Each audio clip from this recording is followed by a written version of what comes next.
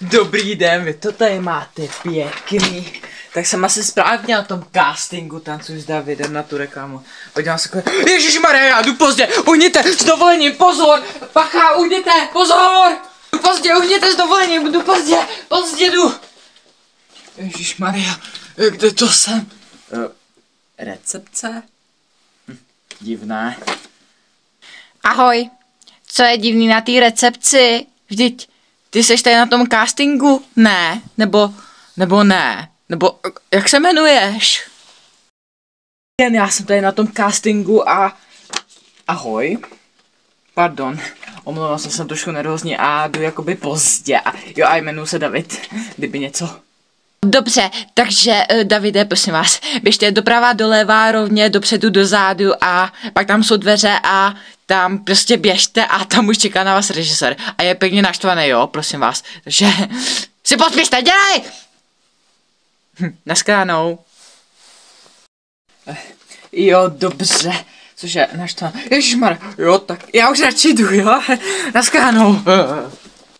Jo, a kudyže to vlastně má mít?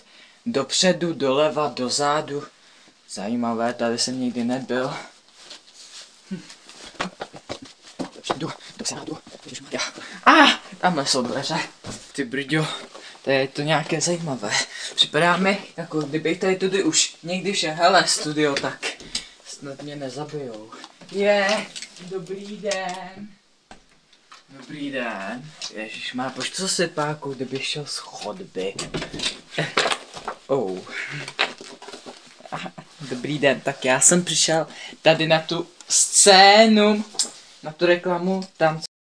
Přišel jste pozdě, jestli vám to nevadí. Už 10 hodin tady na vás čekám. Tak co je, sedněte si a hrajte. Dneska nemám na vás čas celý den. Dělejte, šup!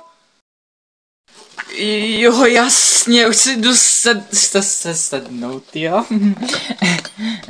Jo, dobře, já sedím.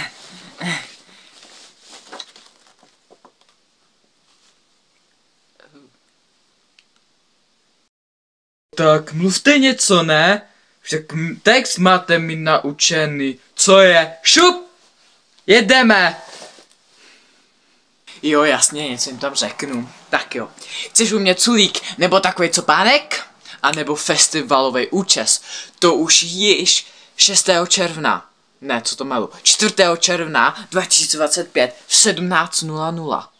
V nové sérii, první season, účesy podle Davida.